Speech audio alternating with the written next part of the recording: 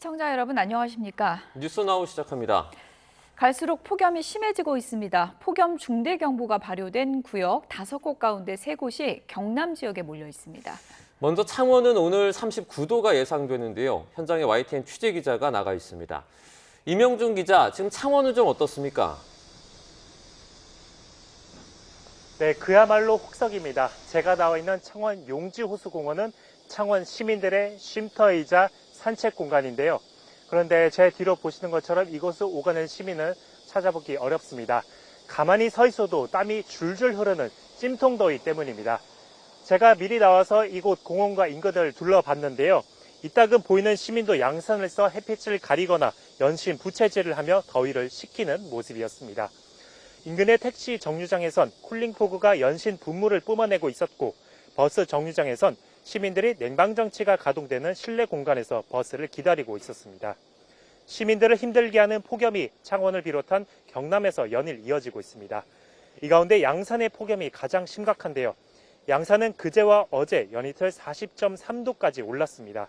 기상 관측 이래 기온이 이틀 연속 40도를 넘는 공식 기상 관측소 기준 첫 사례가 됐습니다. 오늘도 40도까지 치솟을 전망인데 기온 오름세가 어제보다 가팔라 최고 기온 기록이 경신될 가능성이 큽니다. 여기에 낮 최고 기온 40도까지 오를 것으로 보이는데 40도 예보는 이번이 처음입니다. 창원 역시 어제 38.5도까지 올랐는데 오늘은 39도까지 치솟을 것으로 예보됐습니다. 해양도시 부산도 상황은 비슷합니다. 바다라는 천연 에어컨이 올여름 폭염에 작동을 멈춘 건데요. 부산의 그제 기온은 38.8도까지 올랐습니다. 지난 1904년 기상관측 이래 122년 만에 최고 기온을 기록한 겁니다. 부산과 경남이 이렇게 더운 이유는 이중 고기압에 의한 열돔 현상 때문입니다. 위에서는 고온의 티베트 고기압이, 밑에선 뜨겁고 습한 북태평양 고기압이 겹쳐 열기가 빠져나가지 못하고 있습니다. 계속되는 폭염에 경남에선 온열질환 추정 사망자가 3명 나오기도 했습니다. 노약자는 물론 건강한 사람도 위험한 폭염이 이어지고 있는데요. 낮 시간대 불필요한 외출은 자제하고 외출하더라도 양산을 쓰고 자외선 차단제를 바르는 게 좋습니다. 네, 경남 지역의 극한 더위 상황 알아봤고요. 공항 물류센터에서 일을 하는 노동자들도 에어컨 없는 곳에서 버티고 있다고 합니다. 인천공항 항공물류센터에 최승훈 기자가 나가 있는데요. 최 기자, 현장 상황은 어떻습니까? 네, 제 뒤로 지게차와 화물차가 끊임없이 지나다니는 모습을 보실 수 있을 겁니다. 인천공항 화물 물류센터인데 이곳에 입주한 업체들은 고객들의 화물을 받아 분류 작업을 거친 뒤 인천공항에 있는 항공기로 보내는 역할을 맡고 있습니다. 화물차가 계속 오가야 하다 보니 제 뒤로 보시는 것처럼 문이 활짝 열려 바깥의 열기가 고스란히 전해지고 있습니다. 에어컨이 설치되어 있지 않은 대신 선풍기가 돌아가고 있는데 폭염을 식혀주기는 쉽지 않습니다. 네, 그래서 현장에서 일하는 그 직원들의 고충도 상당하다면서요. 네, 그렇습니다. 이곳 직원들은 창고에 보관된 화물 분류 작업부터 차에 실어 운반하는 작업까지 모두 맡고 있습니다. 더위 속에 무거운 짐들을 나르다 보니 목에 휴대용 선풍기나 수건 등을 걸쳐보지만 땀은 금세 비 오듯 흐른다고 합니다. 직접 들어보시겠습니다. 저희가 이제 A4 용지 같은 거 부착하거나 뭐 할 때 있는데 이게 땀이 뚝뚝 떨어지니까 이게 젖어서 이게 막 젖고 그래요, 종이가. 그러니까 인쇄된 부분이 지워지고 그럴 정도고. 창고 내부에 에어컨에 있는 사무 공간이 마련되어 있지만 화물이 몰려들면 여기 들어가 편하게 쉴 틈이 없다고 하는데요. 당분간 폭염이 기승을 부릴 것으로 보이는데 공항 물류센터에서 일하는 직원들의 구슬땀 역시 계속될 전망입니다. 야외는 물론이고 실내에서 작업하는 분들도 많이 지치는 시기인 것 같은데요. 다음 주에 더 더워진다고 하니까 대비를 좀 잘 해야 될 것 같습니다. 이명준, 최승훈 기자 잘 들었습니다. 사상 처음 공식 관측 연이틀 40도에 이어서 오늘과 내일도 40도 안팎의 폭염이 예보됐습니다. 다음 주에도 영남의 극한 폭염이 서쪽으로 확대하면서 서울도 37도까지 오를 것으로 보이는데요. 김민경 기상재난 전문기자와 자세하게 짚어보겠습니다. 어서 오세요. 어서 오세요. 안녕하세요. 네, 40도가 여름에 뉴 노말이 돼가고 있는 것 같은데 지금 공식 기록에도 40도가 찍힌 건가요? 네, 어제 경남 양산의 기온이 40.3도까지 치솟았습니다. 이 공식 관측소 기준으로 기온이 이틀 연속 40도를 넘은 건 기상 관측 이래 처음인데요. 더 이례적인 건 예보입니다. 기상청이 양산의 오늘과 내일 낮 최고 기온을 40도로 내놨는데요. 그동안 기상청 공식 예보에서 최고 기온은 아무리 높아도 39도 정도가 대부분이었는데 이번에 40도가 등장한 겁니다. 관측뿐 아니라 예보에서도 40도가 현실이 됐다는 점에서 이번 폭염의 강도를 보여주는 상징적인 부분이라고 볼 수 있습니다. 네, 부산도 연일 지금 38도를 기록하고 있는데요. 사실 이런 지역은 바다와 인접해서 이렇게 극단적인 더위는 없었는데 이게 어떻게 달라진 건가요? 네, 원래 부산은 이 바다가 거대한 천연 에어컨 역할을 하는 도시인데요. 그런데 이번에는 먼저 서풍이 강하게 불면서 바다가 아니라 달궈진 육지에 뜨거운 공기가 부산으로 계속 유입이 됐습니다. 이 때문에 평소보다 기온이 크게 오른 상태였고요. 이후에 바닷바람이 들어와도 상황이 달라지지 않았습니다. 이 바다 자체가 워낙 뜨거워져서 밀려든 바닷바람마저 열대 수증기를 머금은 뜨거운 온풍으로 변해서 이 부산의 천연 에어컨마저 완전히 꺼버린 겁니다. 여기에 상공에서는 이중고기압이 열기를 뚜껑처럼 가둬놓으면서 이 부산에도 120년이 넘는 관측 역사상 이 손꼽히는 폭염이 이어지고 있는 겁니다. 예. 뭐 해운대 바다 가면 좀 시원해지는 맛이 있었을 텐데 올해는 바닷물 담궈도 또 그렇게 시원하지 않을 것 같은 그런 생각이 드는데 서울도 마찬가지죠. 다음 주에 더 더워진다고 하던데요. 네, 이번 주에는 영남을 중심으로 극한 폭염이 이어졌다면 이 다음 주에는 서쪽 지역으로 더위가 확대될 가능성이 큽니다. 예. 지금은 주로 서풍이 불면서 동쪽 지역의 기온이 더 높았는데요. 다음 주 초부터는 바람이 동풍 계열로 바뀌면서 수도권 등 서쪽 지역의 기온이 크게 오를 걸로 예상됩니다. 기상청 중기예보를 보면 다음 주 서울의 낮 기온도 37도까지 오를 걸로 예보됐는데요. 체감 온도는 이보다 더 높아지면서 폭염 중대경보 수준의 극한 더위가 나타날 가능성도 있습니다. 다만 북상하는 태풍이 기압계에 변화를 줄 수 있는 만큼 다음 주 후반의 더위의 강도와 지속 기간은 태풍이 진로가 가장 큰 변수가 될 전망입니다. 네. 자, 태풍이 중국으로 향할 가능성이 크다라는 전망이 나왔습니다. 그런데 이 태풍이 그렇게 이동을 하면서 오히려 더위가 더 가세해질 수도 있다고 하더라고요. 네, 충분히 가능한 시나리오입니다. 지난 9호 태풍 바비도 중국 쪽으로 이동하면서 우리나라로 뜨거운 남풍을 계속 밀어 올렸고요. 그 영향으로 영남에는 사상 처음으로 폭염 중대경보가 내려졌습니다. 7월 11일 당시 경산 하양읍은 39.9도까지 치솟았습니다. 화면 보실까요? 여러 수치예보 모델들이 태풍 돌핀의 진로를 공통적으로 중국 쪽을 향할 걸로 예측을 하고 있습니다.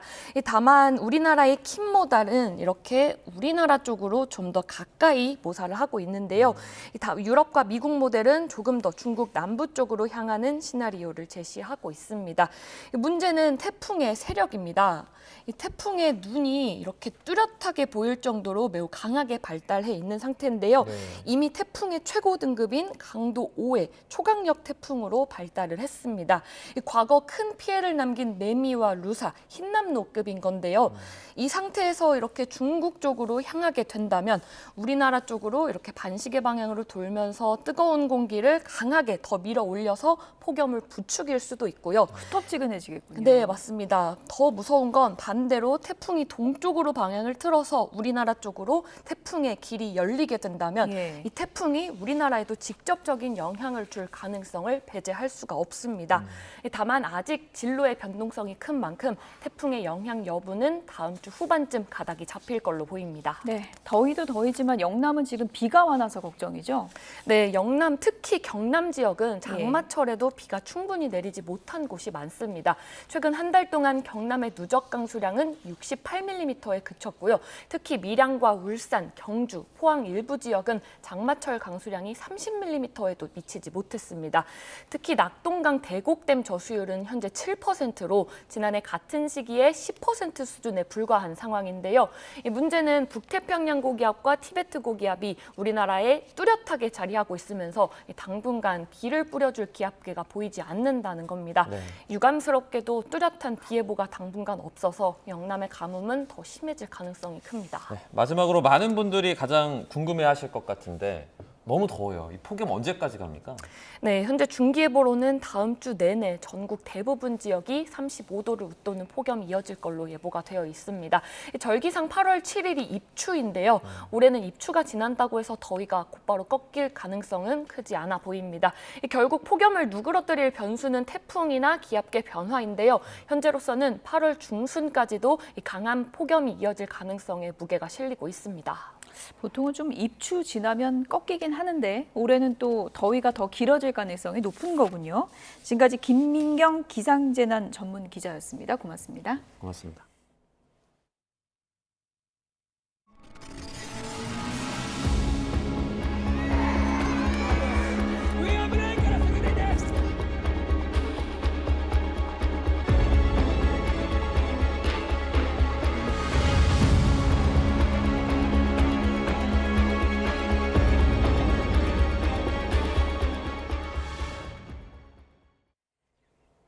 일본 강진 피해 현장으로 가보겠습니다. 일본 구마모토에서 발생한 강진 사망자가 오늘 한 명 더 늘어서 모두 35명이 됐습니다. 피해 현장은 정전, 단수에 더해서 폭염까지 이어지며 구조대와 이재민의 열사병 우려가 커지고 있습니다. 지진 피해 현장에 YTN 특파원이 나가 있습니다.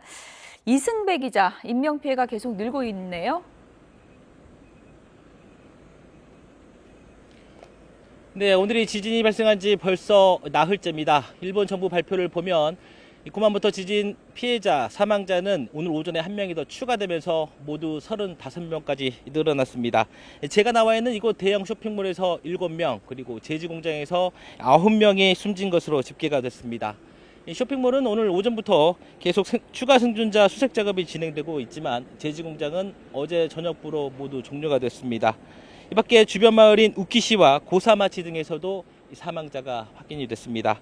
일본 정부는 지진 발생 72시간, 그러니까 오늘 오후 4시 반까지를 구조의 골든타임으로 보고 있습니다. 키하라 관방장관은 인명구조가 시간과의 싸움이 되고 있다면서 구조에 최선을 다하겠다 이렇게 밝혔습니다. 수색 현장에는 구조견까지 투입이 돼 있고요. 집 한 채 한 채를 돌아다니면서 샅샅이 뒤지고 있는 것으로 전해지고 있습니다. 네, 인근 주민들의 상황도 걱정입니다. 여전히 전기와 물 공급이 끊긴 곳이 많다고요? 네, 맞습니다. 구마모토에는 현재 4,500여 가구의 전기가 끊긴 상태입니다. 그리고 8만 가구 정도가 수돗물이 아직 나오지 않고 있습니다. 아예 삶의 터전을 잃어버린 주민들도 꽤 많습니다. 저희 YTN 취재진이 어제 히카와 마을이라는 곳을 다녀왔는데요. 그림을 보면 아시겠지만 지진 발생 때 흔들림이 가장 컸던 지역입니다. 마을에 있는 주택 다수가 무너져서 그야말로 초토화가 된 상태였습니다. 주민을 만나서 당시 상황이 얼마나 심각했는지를 물었는데요. 이러다가 정말 죽을 수도 있겠구나라는 생각이 들었다고 말을 했습니다. 흔들림이 너무 심해서 도저히 일어날 수가 없었고요. 그냥 바닥에 기어서 나왔다고 말을 했습니다. 구마모토에는 이런 분들을 위한 대피소가 마련이 돼 있는데요. 390군데가 설치가 되어 있습니다. 주민은 9천여 명이 대피 생활을 이어가고 있는 것으로 전해지고 있습니다. 네, 이승배 기자도 지금 취재하기 여러 가지 어려움이 있을 텐데 현장에 폭염까지 예보돼 있다고요? 네, 맞습니다. 본격적인 여름이 시작되면서 일본은 40도가 육박하는 이 무더위가 계속해서 이어지고 있습니다. 그냥 가만히 서 있기만 해도 땀이 줄줄 흐르는 그 정도의 무더위입니다. 밤에도 열기가 거의 식지가 않아서 열사병 피해 우려까지 나오고 있는 상황입니다. 앞서 말씀드린 대로 전기가 모두 끊긴 곳이 있어서요. 선풍기나 에어컨은 못 켜는 집들도 꽤 많습니다. 그리고 마실 물까지 부족해서 샤워나 목욕은 꿈도 못 꾸는 상황입니다. 덥기도 하고 여진도 걱정이 되기 때문에 사람들은 바깥에 텐트를 치거나 아니면 차에서 지내는 사람들이 많습니다. 하지만 정전에 주유소도 문을 많이 닫아서 휘발유 구하기가 쉽지 않다고 합니다. 그래서 일본 정부는 원유업계에 도움을 요청했는데요. 탱크로리를 구마모토에 보내달라 이렇게 요청을 하기도 한 상황입니다. 지금까지 일본 구마모토 지진 피해 현장에서 YTN 이승배입니다. 일본의 구마모토 현에서 사망자가 30여 명 정도 발생하며 인명피해를 크게 줄인 비결은 철저한 내진 설계와 일상화된 대피 훈련이 꼽히고 있습니다. 이는 2017년 멕시코나 지난해 티베트 등 비슷한 규모의 강진이 덮친 다른 국가들의 피해 규모와 비교를 해볼 때 현저히 적은 수준입니다. 전문가들은 지난 1981년 대폭 강화된 일본의 내진 설계 기준이 대형 참사를 막은 가장 핵심적인 방어선 역할을 했다고 분석했습니다.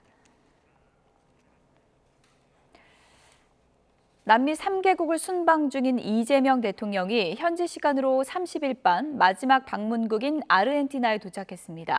이 대통령은 아르헨티나 방문 이틀째인 현지 시간으로 31일 하비에르 밀레이 대통령과 정상회담을 하고 오후에는 부에노스아이레스 시장과 면담할 예정입니다.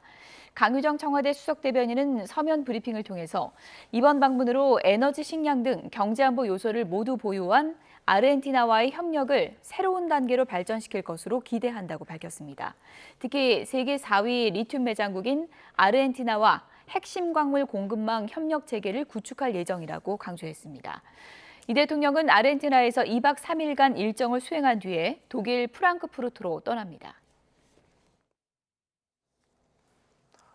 간밤에 미국 반도체주가 급반등하는 등의 영향을 받아서 코스피가 상승세로 장을 열고 10%대 급등세를 보이고 있습니다. 코스닥에서도 급등세가 보이면서 두 시장에서는 초반부터 매수 사이드카가 발동됐는데요. 취재기자 연결해서 알아보겠습니다. 윤태인 기자, 오늘은 증시가 강세를 보이고 있죠? 네, 오늘 코스피 시장에 매수 사이드카가 발동된 건 개장 10분도 되지 않은 오전 9시 6분이었습니다. 장 초반부터 달려나간 코스피는 1.15% 오른 5,658로 장을 열었습니다. 지수는 단숨에 뛰어올라 6,000을 돌파했고 장중 16% 넘게 올라 6,500선을 넘기기도 했는데요. 현재는 상승분을 조금 줄여서 14% 근방의 상승률을 보이고 있습니다. 오늘 국내 증시는 밤사이 폭등한 미국 반도체주 등의 영향을 받은 것으로 풀이됩니다.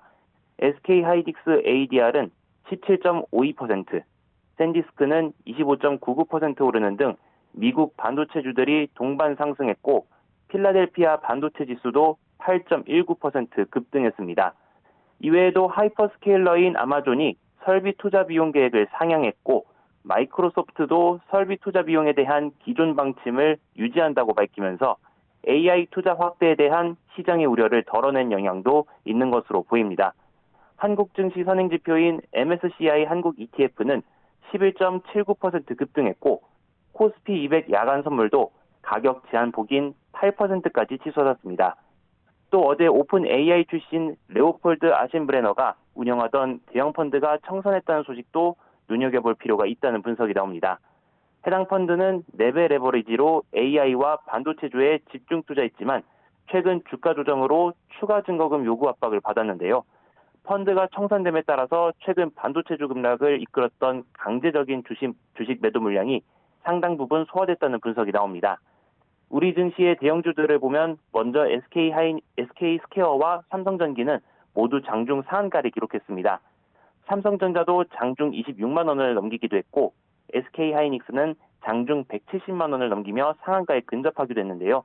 어제 최태원 회장이 SK하이닉스 주식 약 49억 원을 매입했다는 소식도 저가 매수세를 자극했다는 평가입니다. 코스피 수급을 보면 개인과 기관이 순매도하고 있고 외국인이 순매수하고 있는데요. 특히 외국인은 주식 현물뿐만 아니라 선물 등에서도 매수 우위를 보이며 지수 급등을 견인하고 있습니다. 이런 가운데 코스닥은 3.36% 오른 666으로 출발했고 장 초반 매수 사이드카가 발동되는 등 상승세를 이어가며 700을 웃도는 모습입니다. 코스닥 수급에서는 외국인과 기관이 순매수하고 있고 개인이 순매도하고 있습니다. 오늘 서울 외환시장에서 원달러 환율은 오전 11시 20분쯤에는 1,432.6원으로 거래됐습니다. 현재도 1,430원대 초반에서 거래를 이어가고 있습니다. 지금까지 경제부에서 YTN 윤태희입니다. 고윤철 부총리 겸 재정경제부 장관은 중동 전쟁이 장기화하는 가운데 금융시장 변동성 등을 적극적으로 관리할 필요가 있다고 강조했습니다. 구 부총리는 오늘 정부 서울청사에서 열린 비상경제본부 회의 겸 경제관계 장관 회의에서 더욱 세심하게 경제 상황을 점검하고 적기에 대응해 나가겠다며 이같이 밝혔습니다. 6월 전산업 생산지수가 한 달 전보다 2.3% 증가해 6년 만에 최대폭으로 늘고 7월 소비와 기업 심리지수가 상승한 것과 관련해서는 실물경제 견조한 흐름이 이어지고 있다고 진단했습니다. 장윤기 봐주기 수사 의혹을 받는 전 광산경찰서 형사과장이 또다시 구속의 갈림길에 섰습니다. 경찰은 한 차례 구속영장이 기각된 이 전 형사과장의 영장을 다시 신청해 이 시간 구속 전 피의자 신문이 열리고 있는데요. 취재기자 연결해서 자세한 이야기 들어보겠습니다. 나연호 기자, 장윤기를 수사했던 형사과장이 또다시 영장 심사를 받으러 나왔죠?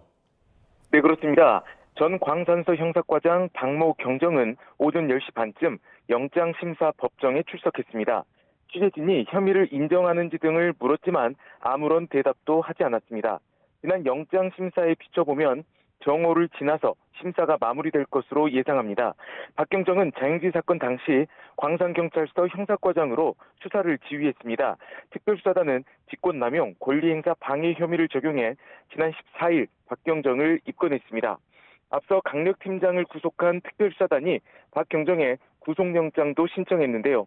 광주지방법원은 지난 21일 지금까지 소명된 자료만으로 구속 필요성을 인정하기 어렵다며 구속영장을 한 차례 기각했습니다. 특별수사단은 박경정의 영장 기각 일주일 만에 영장을 재신청했는데요. 일주일 동안 관련 인물들을 피의자와 참고인으로 20여 차례 소환해 증거를 보강했다고 밝혔습니다. 박경정은 장윤기에게 성폭행 살인 대신 형량이 비교적 낮은 일반 살인 혐의를 적용하는데 영향력을 끼친 혐의를 받고 있습니다. 사건 초기 이 광산경찰서는 장윤기의 살인과 성범죄 혐의를 분리해서 수사했는데요. 이 때문에 장윤기에게 성폭행 살인 혐의를 적용하지 못했다는 지적이 일었습니다. 이에 대해 박경정 측은 당시 국가수사본부에서 세 차례에 걸쳐 장윤기 살인과 성범죄의 병합 수사를 요구했지만 받아들여지지 않았다고 주장했습니다. 박경정의 영장 발부 여부는 이르면 늦은 오후에 나올 것으로 보입니다. 지금까지 광주 전남 취재본부에서 YTN 나연호입니다.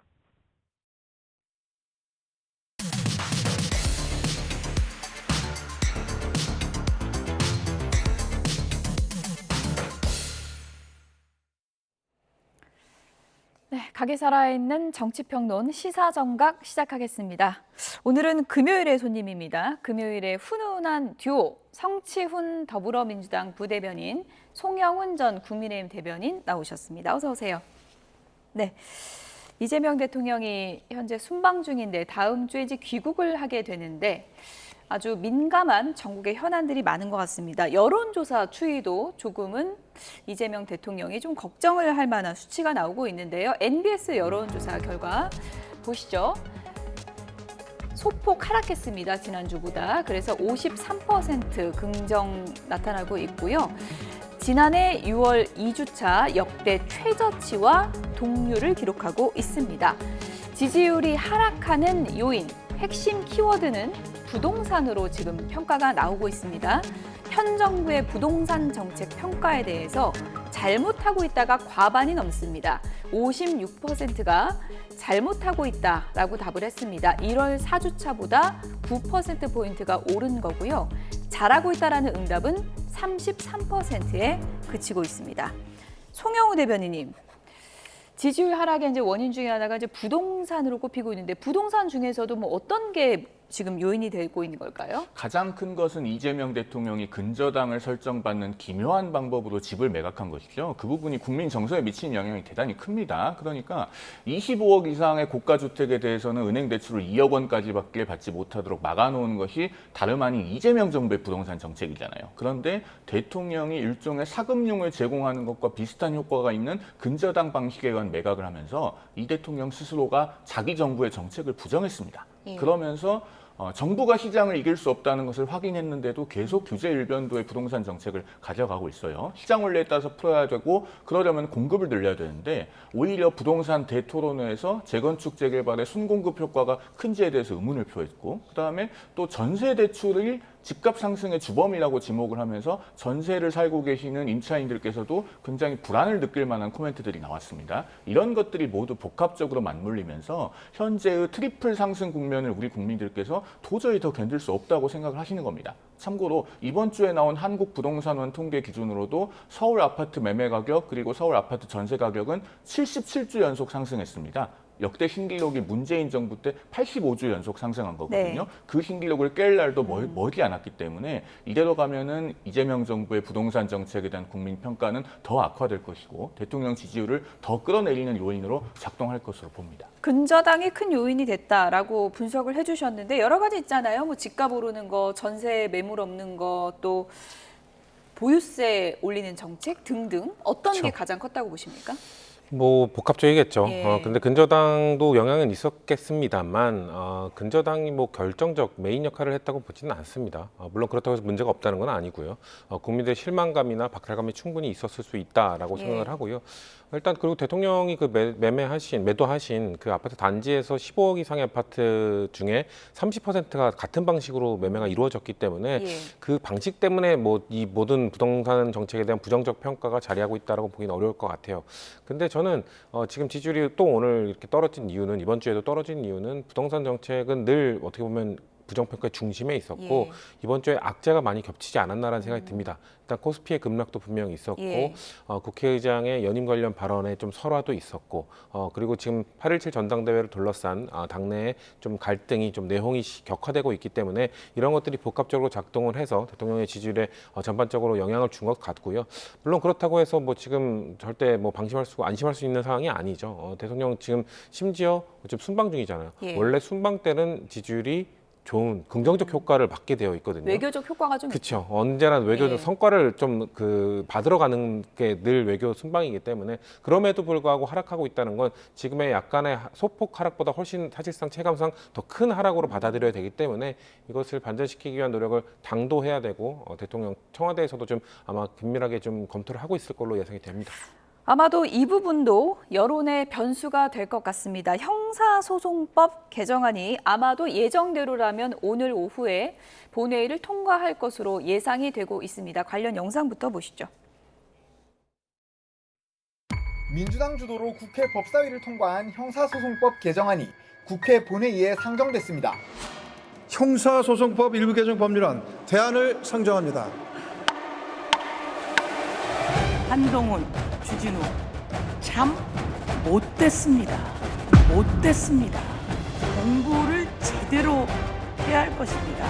이게 더 흉한 거 하나를 넣었더라고요. 공소기각을 판결로 쌀 수 있는 범위를 확 넓혀 놓는 조항을 끼워넣었습니다. 법안을 제대로 보도록 하세요. 허위 선동질은 이제 그만해야 합니다. 정말 검사스럽습니다. 훨씬 더 좋아진 형사소송법입니다. 알량한 복수심을 만족시키기 위해서 보완 수사를 받을 권리를 강탈했습니다. 반드시 그 후과를 치르게 될 겁니다. 보안 수사권 폐지와 이재명 대통령 재판 취소를 맞거래한 추악한 임명계약은 이재명 정권의 몰락으로 돌아올 것입니다. 국민의힘은 검찰 구하기를 위한 선동과 방해를 이제는 멈추고 국민을 위한 형사사법 체계를 세우는 일에 지금이라도 동참을 해야 합니다. 민주당이 하도 검찰에 책 잡힐 일이 많아서 정권 끝나고도 검찰 손발을 묶으려고 이러는 것인가? 훨씬 더 좋아진 형사소송법입니다. 1% 때문에 검찰이 존재하는 겁니다. 대단히 불순한 의도가 있어요.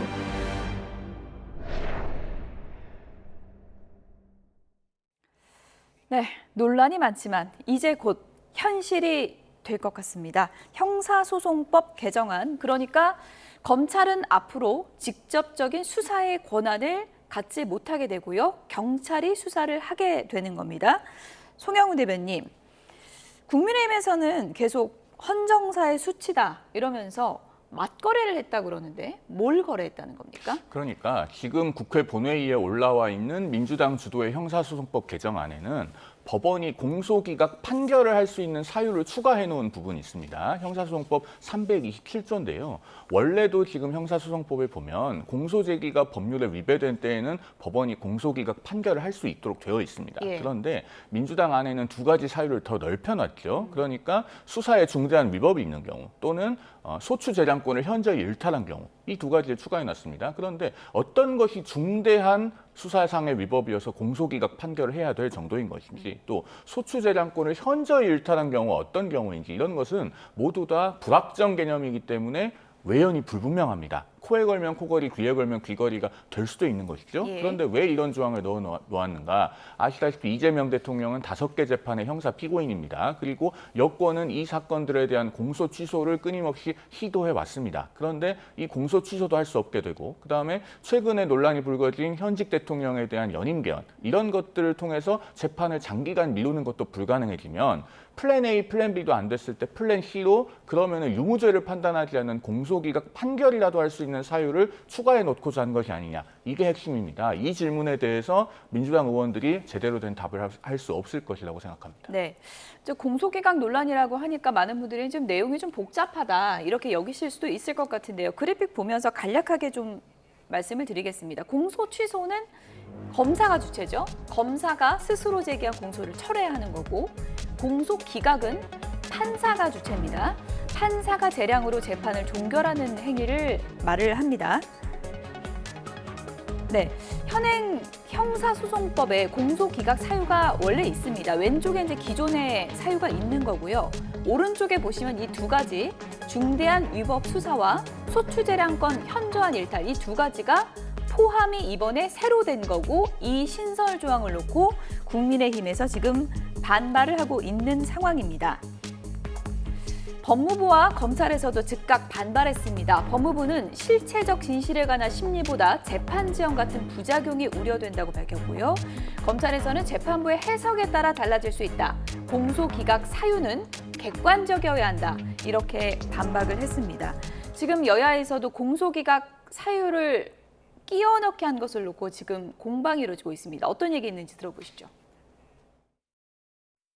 그동안 뭐라 했어요? 민주당의 김어준 씨랑 이쪽이 정청래계에서 말한 게 대통령 공소 취소 받으려고 검찰의 보안 수사권 남겨주려고 그랬다 그랬잖아요. 그래서 공소 취소와 보안 수사권 유지가 거래다 했는데 지금 대통령 법률안 거부권 행사하지 말라고 공소 기각, 이제 한마디로 검찰이 공소 취소하지 않고 법원에서 공소 기각할 수 있는 이상한 조항을 만들어 놓고 공소 기각과 보안 수사권 유지와 또 추악한 거래를 한 겁니다.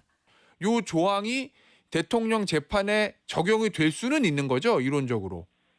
뭐 이론적으로는 적용될 수 있는데 이 조항이 없어도 적용되죠. 아까 말씀드렸지 않습니까? 327조 2호에 원래 규정이 있기 때문에 이 조항이 있건 없건 상관없이 그 수사가 위법하면 공소기각을 할 수 있죠. 지금도 이미. 달라지는 건 없습니다. 다만 우리가 검사의 소추재량과 검사의 기소권에 대해서 함부로 행사하지 마라라고 법에 명확하게 규정을 넣어주는 것이죠. 공소기각 사유 2개 끼워 넣은 거 이재명 대통령 재판 지우기 아니냐. 국민의힘에서는 이렇게 주장을 하고 있고, 민주당에서는 그게 무슨 말이냐. 원래 있었다. 왜 미리 공부 안 하고 지금 와서 난리냐. 이 얘기거든요. 일단 원래 아까 그 김용민 의원 설명한 것처럼 원래 있기도 한데 조항을 또 추가한 건 사실이잖아요. 근데 조항 추가를 주도한 게 또 김용민 의원과 그리고 그 조국혁신당의 박은정 의원 두 분의 안에 있던 내용이거든요. 그러니까 우리 당의 TF에서 내었던 중점적으로 다뤘던 안에는 없었던 겁니다. 그러니까 분명 자료에 있긴 있었던 건 팩트죠. 근데 이제 김용민 의원이 왜 이걸 넣는지를 설명을 하시는데 아까 영상에는 안 나왔습니다만 이게 판례에 나온 게 있다. 그러니까 이 그 검찰의 공소권 남용을 대법원이 판례를 인정한 게 이제 2021년에 최초로 그 유우성 씨 그 간첩 조작 사건이 있었거든요. 그 판결문에 보면은 지금 들어간 조항이 거의 그대로 나옵니다. 검사가 소추재량권을 현저히 일탈해서 공소를 제기했다. 그렇기 때문에 기각한다라고 얘기했었거든요. 그거를 그대로 넣은 거예요. 그러니까 김용민 의원의 설명은 이렇게 판례가 나왔을 때 이걸 입법하는 거는 입법부의 역할이다라고 주장을 합니다. 저는 그런 설명에 대해서는 타당하다고 생각하고 설득이 되는데, 근데 왜 하필 이 타이밍이냐라는 거에 여지를 준 거죠. 그러니까 지금 야당 입장에서는 이 타이밍에 이걸 넣었다는 것은 결국 누군가의 재판을 위해서 이거 넣은 거 아니냐라는 걸 얘기를 하고 있는 것이고, 그리고 이번 형소법 개정안에 보면은 다 부칙 사항들이 다 그 세세하게 담겨 있어요. 언제부터 적용하고 뭐 어떤 사건에 대해 적용하고. 근데 요 327조에 대해서만 부칙 조항이 없어요. 그러니까 다른 것들은 의도적 설계가 있는데 여기엔 부칙 조항이 없기 때문에 그러면은 부칙 조항이 없기 때문에 결국 지금 진행 중인 재판에도 적용할 수 있는 것 아니냐는 비판 여지가 충분히 있는 겁니다. 저는 그래서 사실 아까 김용민 의원께서도 설명을 하셨습니다만 기존에 이미 공소기각 할 수 있는 게 있다. 이거를 구체화했을 뿐이다. 그러면 구체화하는 것 때문에 공격을 받고 있다면 이거를 빼도 되는 것 아닙니까? 저는 굳이 넣었어야 되는가? 정무적 이게 판단. 없어도 그렇게 판단을 하는데 굳이 그쵸. 뭐하러 넣냐? 그러니까 정무적 이 판단이 얘기이십니까? 아쉽다는 거죠. 예. 정무적 판단이 너무 아쉬운 부분이고 예. 왜냐하면 이 검찰개혁 안 그래도 지금 검찰개혁 형소법 개정안을 통과시키는 과정에 있어서 우리 진영 내부에서의 우려의 목소리도 계속 나왔잖아요. 그럼에도 불구하고 다수의 힘으로 밀어붙이는 이런 거에는 검찰개혁에 뭐 대의가 있다. 요거를 내세우기 위한 건데 여기에 지금 다른 게 섞여버린 겁니다. 그렇기 때문에 이 대의를 설명하기에 참 공색한 상황이 됐다라고 네. 그렇게 볼 수 없기 때문에 저는 정무적 판단이 너무 아쉽기 때문에 부칙을 개정을 하든 뭔가 이거에 대해서는 좀 손을 보는 것이 그래도 국민들을 설득하기에 좀 유용하지 않을까라는 생각이 있습니다. 오늘 통과시킨다는 건데 조금 미루고 부칙 조항은요. 예. 그 계속해서 이 법안에 대한 부칙이기 때문에 전 충분히 지금 폴리버스터를 종료하기 전에도 할 수 있고 10월 2일에 적용하기 전에 예. 그 전에도 충분히 저는 개정할 수 있다고 생각합니다. 판례가 있기 때문에 넣은 거다. 그건 어떻게 들으셨어요? 이건 제가 변호사이기 때문에 좀 보충 설명을 드려야 될 예. 것 같은데요. 판례가 있기 때문에 그대로 넣었다는 것은 사실은 정확한 이야기가 아닙니다. 2021년에 그 탈북민으로 알려진 실제로는 제북 화교 출신인 유우성 씨 사건에서 대법원이 공소권 남용으로 공소기각을 인정한 사례가 있긴 합니다. 그런데 네. 그 사건은 어떤 거냐면 원래 유우성 씨의 그 북한에 돈을 보낸 혐의에 대해서 검찰이 기소 유예를 했었습니다. 그런데 국정원의 다른 사건 증거 조작이 밝혀지니까 검찰이 일종의 보복 기소로 기소 유예했던 사건을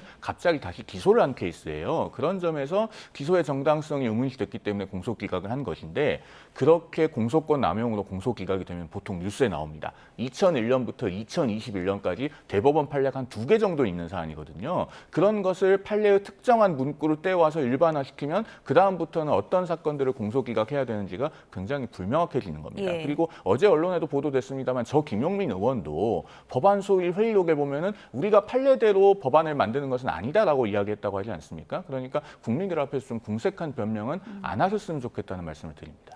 사의 표명한 정성호 법무부 장관 보안 수사권 일부 존치가 이제 필요하다고 주장을 해왔는데 보안 수사권 폐지 책임은 여당의 강경파가 져야 할 것이다. 이렇게 말한 것으로 전해지고 있습니다. 좀 뼈 있는 말 같은데요. 그렇죠. 왜냐면은 아까 제가 살짝 말씀드렸습니다만 진보 진영 내부에서도 우려가 계속 있는 상황이거든요.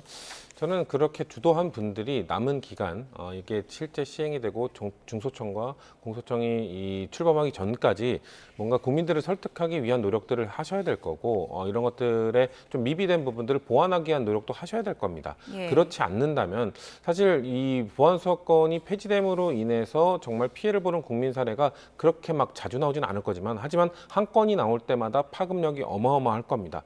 아마 우리 정당 지지율에 주는 영향도 크겠지만 이재명 대통령에게 주는 국정 지지율에 주는 영향도 클 거기 때문에 예. 그런 차원에서 정성호 장관은 그럴 경우에 우리가 이걸 어떻게 막을 것이냐. 그때 가서 또 공색한 변명을 했을 때 국민들께서 과연 그거를 봐주실 것이냐. 우리가 집권 여당이었고 다수당이었기 때문에 그 힘을 갖고 통과시킨 법안인데 그 법안에 허점이 있어서 피해를 보는 국민이 나올 때마다 우리가 피해를 볼 거기 때문에 그거에 대한 책임 물론 정성호 장관도 책임을 자유로울 수 없겠죠. 하지만 무엇보다도 내가 반대 목소리를 냈음에도 불구하고 그걸 통과시킨 분들이 좀 더 책임감을 느껴야 될 거라는 저는 뼈 있는 말을 하셨다고 예. 생각합니다.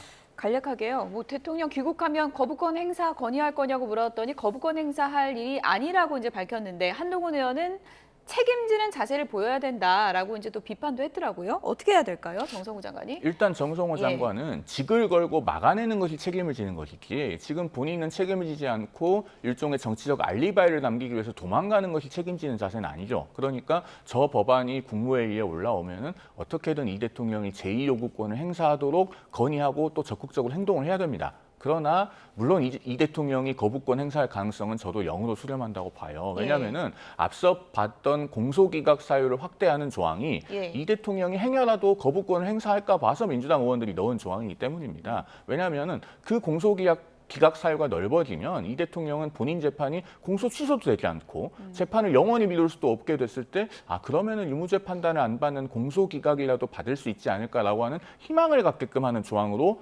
생각할 수 있어요. 그러면은 거부권 행사하겠습니까? 그런데 이렇게 하는 것은 정말로 입법 권력을 사유화시키는 거고 민주당 국회의원들이 국회를 혹은 민주당을 이 대통령을 위한 개인 로펌처럼 만들겠다고 하는 것입니다. 정말로 그분들이 로펌에 있는 소속 변호사처럼 일을 하고 싶어 하신다면 아마 국민들께서 내후년에 민주당 의원들을 대거 로펌으로 돌려보내 주실 것이다 라는 말씀을 드립니다. 네. 국회 본회의를 통과한 법안 하나가 있죠. 바로 6.3 지방선거 투표용지 부족 사태 관련한 선관위 특검법입니다. 특검법이 통과되자 이분이 또 올림픽공원으로 갔습니다. 들어보시죠. 국민이 바라는, 국민이 오케이해야 임명할 수 있는 특검법이 통과되었습니다.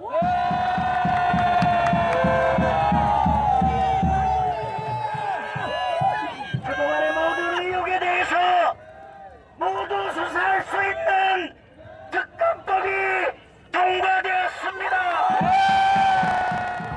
8월 15일 대한민국을 다시 세웁시다. 네, 올공의 남자 장동혁 대표. 어제 올림픽공원에 가서 한 발언을 들어보셨는데 원래는 같이 가자 그러면 의원들이 전화를 피했는데 어제는 10여 명의 의원들이 또 같이 갔다 그러고요. 옆에서 뭐 장동혁이 해냈다 이런 함성도 나왔더라고요. 저기 계신 분들에게는 이제 장동혁 대표가 좀 더 단단한 지지를 받게 되겠죠.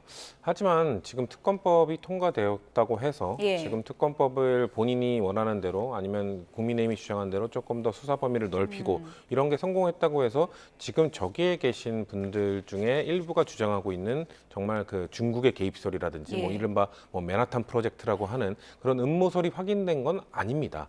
저는 오히려 이 특검이 좀 더 전방위적인 수사를 할 수 있게 됐고 좀 더 넓은 수사를 할 수 있게 됐고 자, 이 특검을 통해서 아마 선관위의 그동안의 아주 부실한 행태에 대한 민낯이 밝혀질 겁니다. 하지만 저분들이 주장하고 있는 그 내용이 사실이 아니라는 것도 한 번 더 좀 밝혀질 거라고 보기 때문에 부실이 부정으로 가는 건 아니다. 그렇죠. 그러니까 뭐 이 정도면 부정 수준 아니냐. 똑같은 부정이라 하더라도 저분들이 말하는 부정은 또 전혀 다른 차원의 부정이거든요. 그러니까 누군가 기획, 특히나 다른 나라의 기획, 중국이 개입돼 있다는 그런 음모론 같은 얘기가 이런 특검을 통해서 좀 밝혀질 가능성은 거의 제로.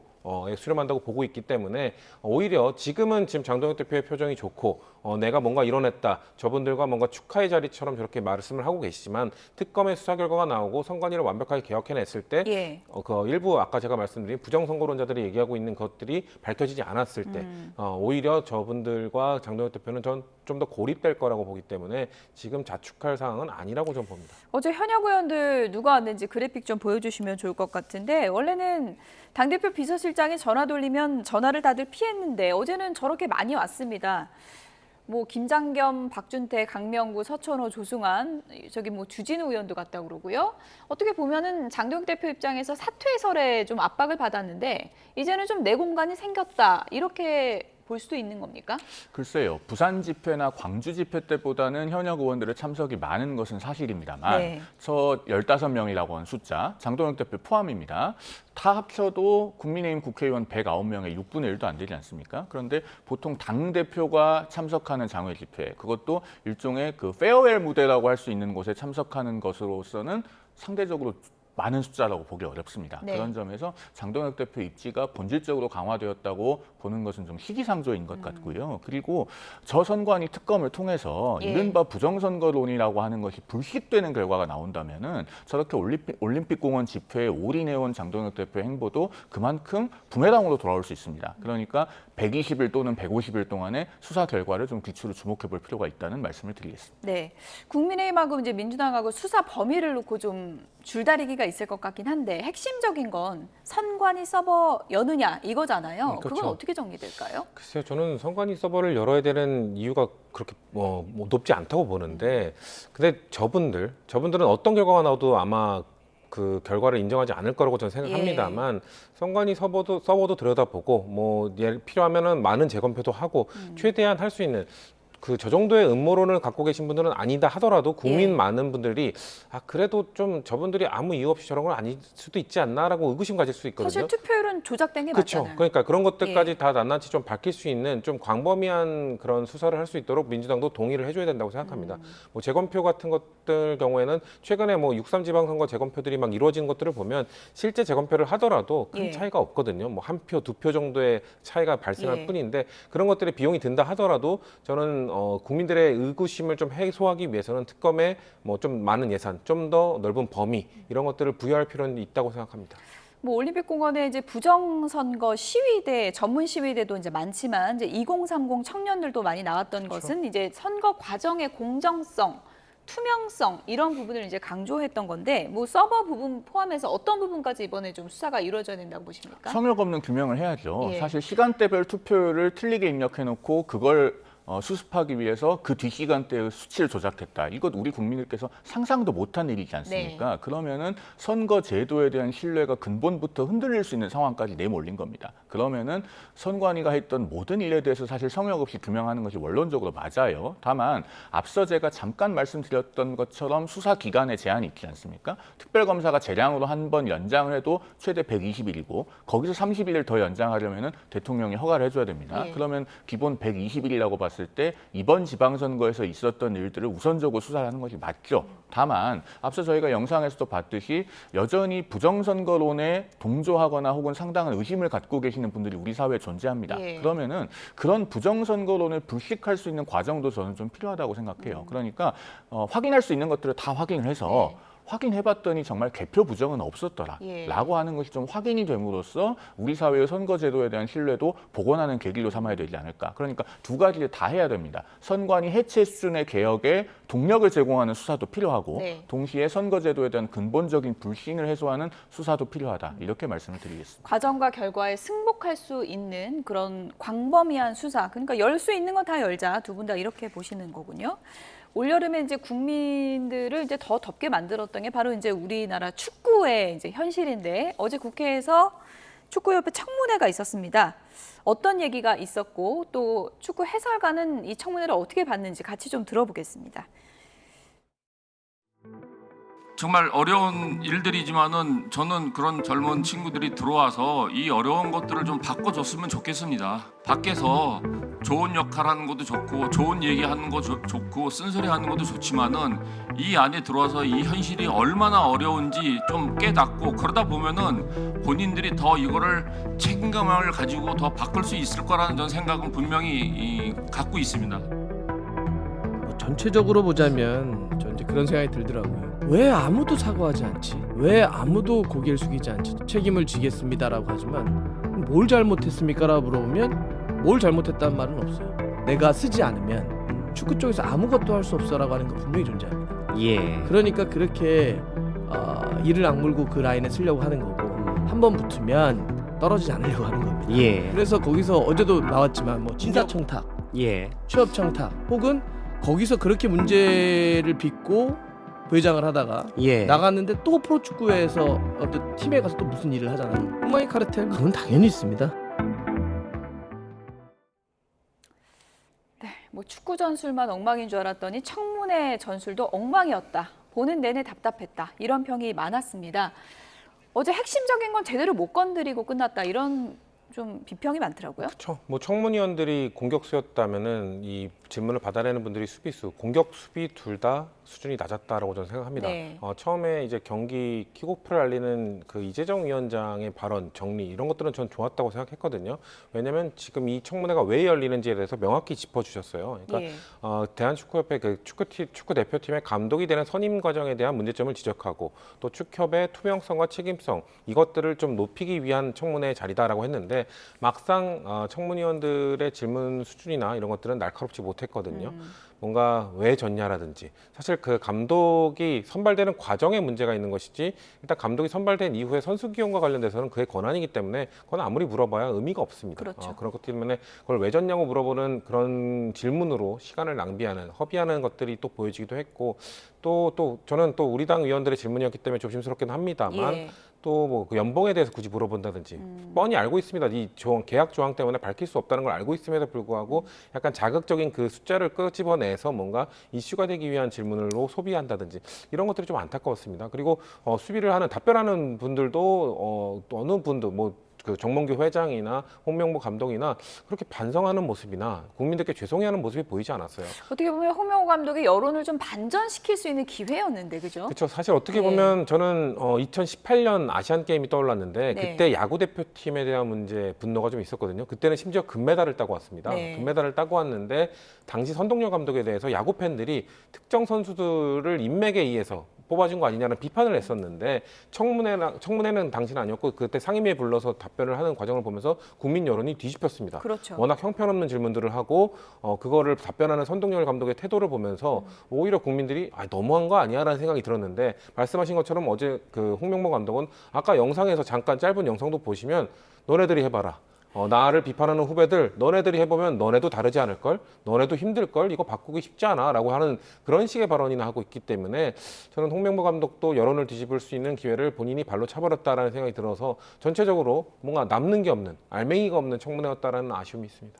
박문성 의원이 얘기했던 그 부분이 사실 이제 축구를 사랑하는 분들의 핵심적인 문제점이거든요. 이 욕망의 카르텔이라고 표현했는데 특정 카르텔이 쥐어들고 흔드는 그 문제에 대해서 제대로 파헤치지 못했다 이런 아쉬움이 좀 있더라고요.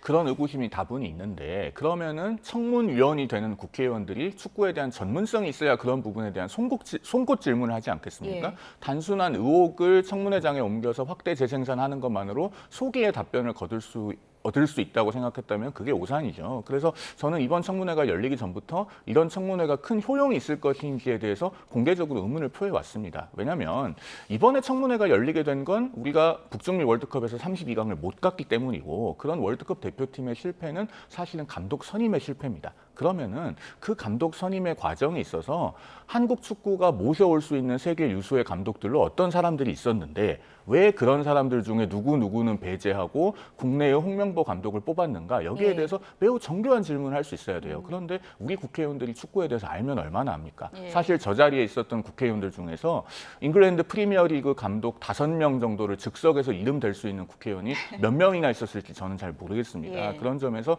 결과가 예상된 청문회였다는 생각이 들고 앞으로 국제 경기 대회에서 축구가 됐든 야구가 됐든 농구가 됐든 실패를 한다고 하더라도 저것을 청문회를 통해서 해결하려고 하기보다는 체육계에서 좀 자정 노력을 기울여서 해결하는 쪽이 바람직하지 않을까 하는 생각을 하게 만드는 그런 청문회였다고 평가합니다. 네, 축구계 카르텔은 파헤치지 못하고 윤용군 의원이 정몽규 전 회장에게 보낸 문자만 포착돼서 그 기사만 많이 나왔습니다. 그 내용이 문자 속에서 이제 그대로 나오고 있는데 정선배라고 칭하는 사람이 누구냐 이 부분이 지금 논란이 된 거잖아요. 프라이버시라고 답변을 안 했는데 누군지 유추할 수 있는 그런 상황인 것 같습니다. 왜냐하면은 윤용근 의원의 지역구의 전직 의원이 정 씨잖아요. 예. 때문에 사실상 뭐 정치권에서는 저거는 누군지 다 알고 추측을 하고 있는 상황인데요.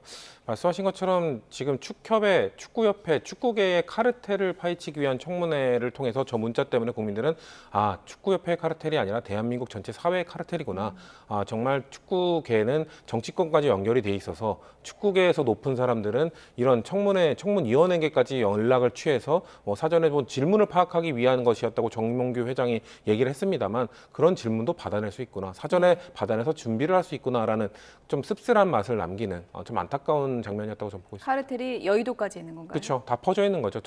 한국 어느 곳에나 이 카르텔이 있고 그 카르텔끼리 연결돼 있다는 것을 보여주는 상징적인 장면이었다고 봅니다. 네, 축구만큼 답답한 청문회 얘기까지 해봤습니다. 지금까지 성치훈 더불어민주당 부대변인, 송영훈 전 국민의힘 대변인 두 분이었습니다. 고맙습니다.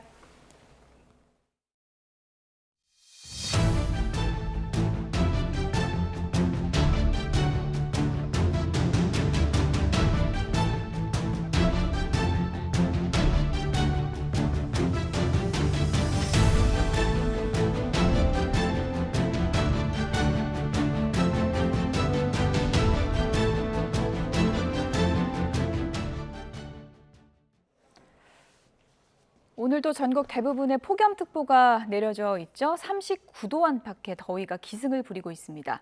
경남 양산은 오늘도 40도까지 치솟겠습니다. 기록적인 폭염 다음 주에는 수도권까지 번진다고 하는데요. 김민경 기자가 보도합니다. 뜨겁게 달아오른 서울 도심. 손부채에 얼음 음료로 열을 식혀보지만 숨막히는 열기는 좀처럼 가시지 않습니다. 서울은 폭염경보 속에 곳곳에서 체감온도가 35도 안팎까지 올랐고 전국 대부분 지역에서도 35도를 넘나드는 폭염이 기승을 부렸습니다. 문제는 다음 주입니다. 더위를 식혀준 뚜렷한 변수가 없는 가운데 열기가 쌓이면서 다음 주에는 서울도 사람 체온을 웃도는 극한 더위가 예상됩니다. 높은 습도 탓에 체감온도는 1, 2도가량 더 높아 수도권도 폭염이 절정에 달할 걸로 보입니다. 바람의 방향이 지금은 서풍 계열이지만 다음 주에는 동풍 계열로 바뀌게 됩니다. 이 때문에 기온이 오르는 지역이 동쪽에서 서쪽으로 확대될 수 있다는 것을 의미합니다. 일부 지역에서는 폭염 중대경보 수준의 극한 더위가 이어질 가능성도 있는데 북상하는 태풍의 이동 경로가 핵심 변수가 될 전망입니다. 태풍이 좀 더 남쪽으로 치우칠 경우에는 서울 수도권도 마찬가지지만 우리나라 전역에 동풍에 의한 기온 상승이 예상이 되고 있는 상태이고요. 그 부분이 일정 반영이 되어 있는 예보가 지금 중계예보상에서의 수도권 37도입니다. 기상청은 극한 폭염이 서쪽 지방으로까지 번지면서 수도권에도 온열질환 피해가 잇따를 수 있다며 철저한 대비를 당부했습니다. YTN 김민경입니다. 저녁에 잠도 안 오고 너무 더워서 한강에 나간다는 분들이 많은데요. 요즘에 빈자리가 없을 정도라고 합니다. 황보혜경 기자입니다. 어둠이 내려앉은 서울 한강공원. 밤에도 체감 온도가 30도에 달하면서 더위를 피해 나온 시민들로 빈자리를 찾기 어려울 정도입니다. 밖에 나온 지는 한 2시간 정도 됐어요. 낮보다는 덜 덥긴 한데 그래도 덥긴 해요. 시원한 음료는 필수. 부채와 휴대용 선풍기까지 동원해 연신 열기를 식혀봅니다. 돗자리에 누워 강바람을 맞다 보면 잠시나마 무더위를 잊게 됩니다. 에어컨만 하루 종일 틀고 있는데 이제 머리도 아프고 그래가지고 밖에 나와서 신선한 공기도 쐬고 하니까 좀 괜찮은 것 같아요. 밤 10시가 다 된 시각에도 이곳 한강공원은 더위를 잊어보려는 시민들로 북적이고 있습니다. 푹푹 찌는 밤더위에 지친 건 반려견들도 마찬가지입니다. 낮에는 너무 더워서 산책은 어렵고 새벽 시간 그리고 저녁 시간 나와서 같이 있습니다. 너무 더워하고 숨도 항상 헐떡거리고 물도 필수고. 밤 최저 기온이 25도 이상 유지되는 열대야 일수는 어제 기준 전국 평균 8.81로 역대 최고를 기록했습니다. 특히 서울은 열대야주의보가 일주일 넘게 이어지고 있습니다. 다만 비 소식은 당분간 없을 거로 보입니다. 전국적으로 폭염특보가 내려진 가운데 경상권은 체감 온도가 38도 안팎까지 오르는 극심한 더위가 이어질 전망입니다. 기상청은 한낮 야외 활동은 최대한 자제하고 구토나 고열 등 열사병 증상이 나타나면 즉시 119에 신고하라고 당부했습니다. YTN 황보혜경입니다. 곳곳에 물놀이장도 붐비고 있습니다. 서핑과 물놀이를 동시에 즐길 수 있는 곳이 있다고 하는데요. 현장에 YTN 이슈 리포터 나가 있습니다. 문상아 리포터. 네, 시흥 인공 서핑장에 나와 있습니다. 네, 한낮에도 물놀이 즐기는 분들이 상당히 많군요. 네, 그렇습니다. 얕은 곳을 물이 미지근하게 느껴질 정도로 날씨가 뜨거운데요. 물놀이장은 활기가 가득합니다. 이곳은 서핑뿐 아니라 워터슬라이드와 다이빙장 등 다양한 놀이시설이 갖춰져 있는데요. 피서객들은 각양각색 다양한 물놀이로 폭염을 이겨내고 있습니다. 그럼 방문객의 이야기를 바로 들어보시죠. 집에 있을 수가 없어서 나왔어요. 젖으니까 확실히 시원하고 좋은 것 같아요. 근데 네. 계곡도 가고 네. 물놀이도 또 오고 여름에는 시원한 데 찾아다니면서 지내야 될 것 같아요. 시흥 웨이브파크는 아시아 최대 규모의 인공 서핑장으로 멀리 바다에 가지 않고도 서핑을 즐길 수 있습니다. 연일 이어지는 폭염에 평일 하루에만 성수기 평균보다 많은 3,000명 이상을 찾고 있습니다. 길이는 200m, 폭 80m로 서핑 성지에 견줄 만큼 높은 파도가 쉼없이 몰아치는데요. 입문자를 위한 강습이 마련돼 있고 열대야를 달래줄 야간 서핑도 가능합니다. 서퍼들은 시원하게 물살을 가르며 무더위를 잊고 있고요. 고개 하듯 파도를 치는 숙련자들의 모습은 보는 이들의 탄성을 자아냅니다. 도심 물놀이장은 가족들의 행복한 웃음소리로 가득한데요. 피서객들은 시원한 물속에서 활기찬 여름을 보내고 있습니다. 네, 도심 속 서핑으로 특별한 피서 보내보시면 어떨까요? 지금까지 시흥 인공 서핑장에서 YTN 문상아입니다. 저녁 식사 시간에 영업 중이던 식당에서 천장이 무너져 대피하던 손님 일부가 다쳤습니다. 열대야가 한창인 지역에서 정전도 잇따랐는데요. 전국 곳곳의 사고 소식 박희재 기자가 정리했습니다. 한 건물 내부 천장이 철골과 전선들이 마구 엉킨 채 훤히 드러나 있습니다. 경기 양평에서 오후 6시 반쯤 영업 중인 1층짜리 식당에 천장 상판이 통째로 내려앉은 겁니다. 당시에 식사하던 손님 60명 정도가 다급히 대피했는데 이 가운데 14명이 경상을 입었습니다. 안전모를 쓴 작업자가 고소 작업대에서 전신줄을 들여다보고 있습니다. 열대야가 한창인 부산 구포동에서 저녁 8시 20분쯤 빌라 한 동이 정전돼 30분 만에 복구됐습니다. 한국전력공사는 전기 사용량이 급증해 퓨즈가 끊긴 거로 파악했습니다. 열대야가 덮친 전남 여수에서도 변압기 고장으로 248세대에 전기 공급이 한때 중단됐습니다. 밤 10시 20분쯤 경기 고양에선 한 아파트 집안에서 불이 나 거주자 2명이 다쳐 병원에 이송됐습니다. 이 가운데 30대 남성은 심정지 상태로 구조됐는데 이후 회복한 거로 파악됐습니다. 충남 금산군에서는 오후 5시 반쯤 하천에서 다슬기를 잡던 60대 여성이 물에 빠졌다가 심정지 상태로 발견됐습니다. 신고로 출동한 119 측은 하천에서 깊은 곳은 수심이 2m 수준으로 보인다고 설명했습니다. 제주에서는 김포행 여객기가 한밤중에 기체 결함으로 결항돼 승객 220여 명이 공항에서 긴 시간 불편을 겪었습니다. 해당 항공사는 예정 시간보다 17시간여 뒤에 출발하는 대체 항공편을 투입해 승객들을 수송할 계획이라고 밝혔습니다. YTN 박희재입니다. 음주운전을 했다가 마약 투약까지 적발된 시내버스 기사가 곧 구속 송치됩니다. 경찰은 이 기사가 마약을 투약한 상태로 버스를 몬 정황까지 포착했습니다. 사회부 취재기자 연결해서 자세한 내용 알아보겠습니다. 김희영 기자, 경찰이 약물운전 혐의를 추가로 적용했다고요? 네, 경찰은 어제 중국 국적 40대 남성 A씨에 대해 약물운전 혐의를 추가했습니다. 지난 24일 A씨를 음주운전과 마약류관리법 위반 혐의로 구속한 뒤 보강 수사한 결과입니다. 앞서 A씨는 업무 스트레스로 인해 퇴근 후 마약을 투약했다고 경찰에 진술한 것으로 전해졌는데 경찰은 마약 투약 시점과 버스 운행 일정을 제조해 일부 운행의 경우 약물의 영향으로 지장을 받았을 우려가 있다고 판단했습니다.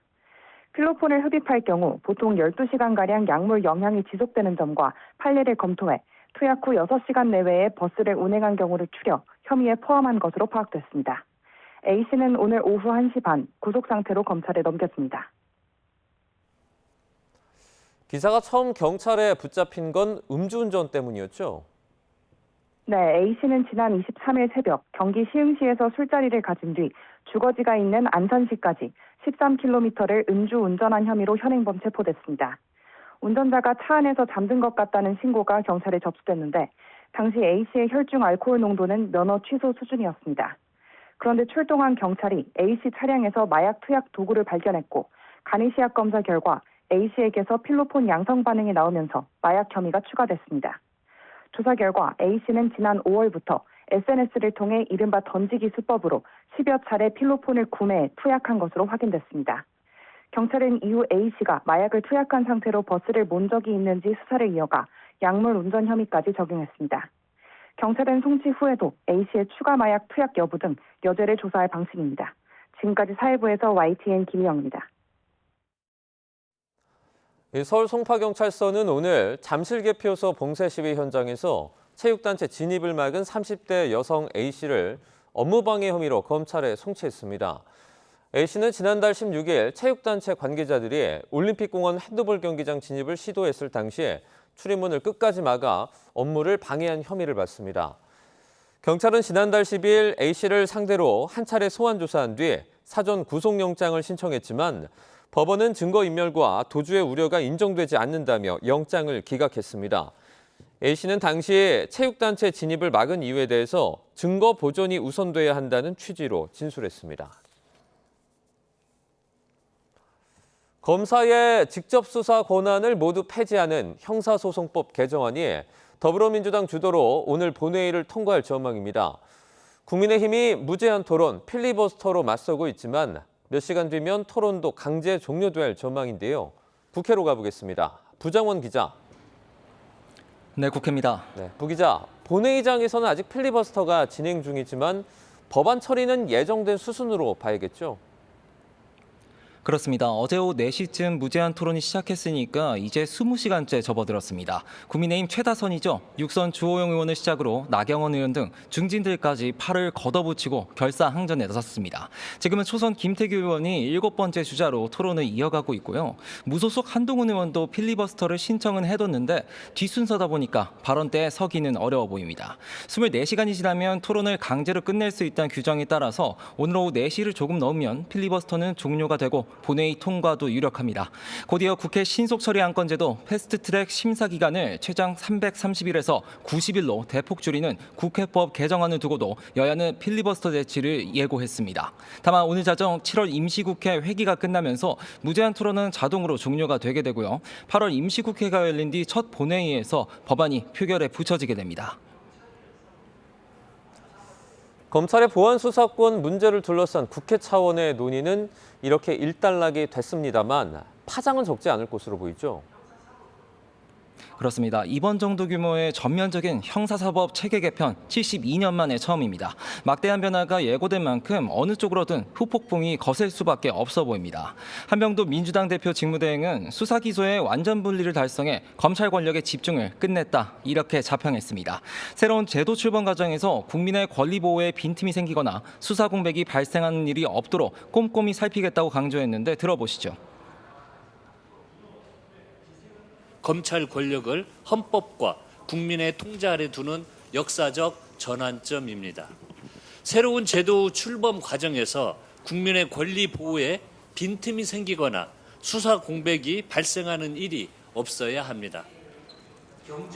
이를 위해 민주당은 다음 주 대국민 보고회도 열고 피해자 권익 강화를 위한 기구도 설치한다는 계획인데 여론의 향방, 촉각을 기울이는 모습입니다. 여권 내부에서도 우려의 목소리가 적지 않은 상황인데요. 주무부처인 법무부 정성호 장관은 사의까지 표명하며 마지막까지 신중론을 펴고 있죠.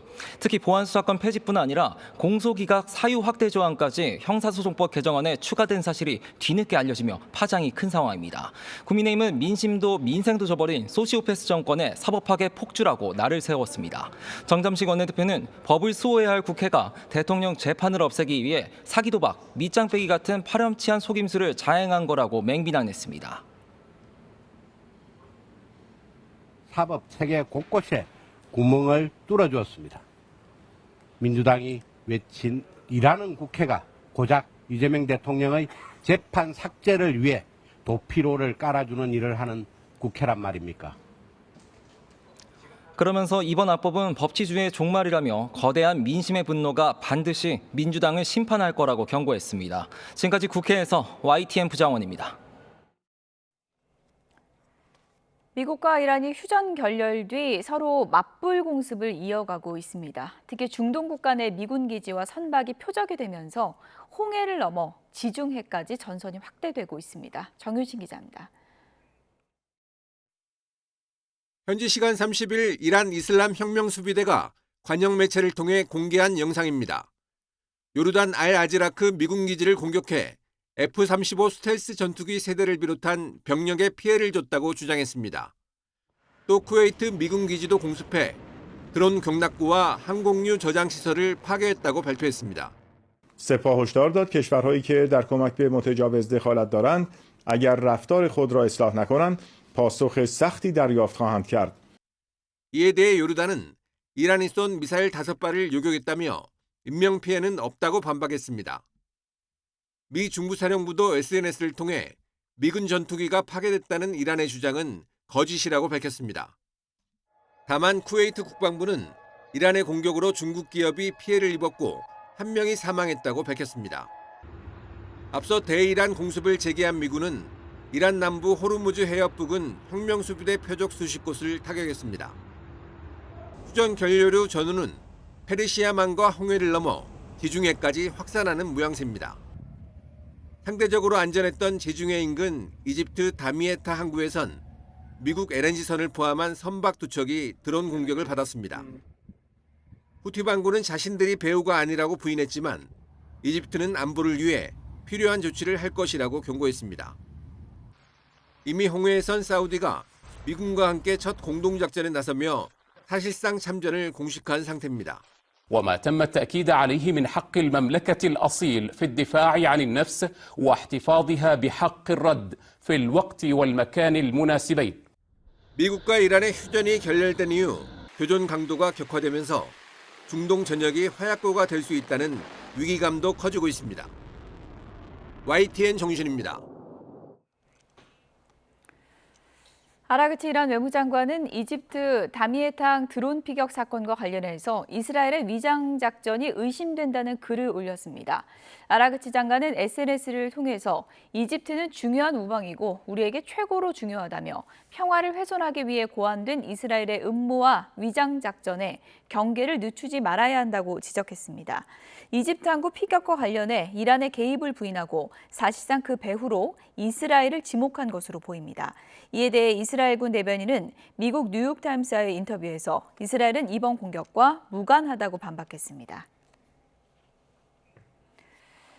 이스라엘은 레바논 남부 보포르를 공격해 터널 여러 곳을 파괴했다고 밝혔습니다.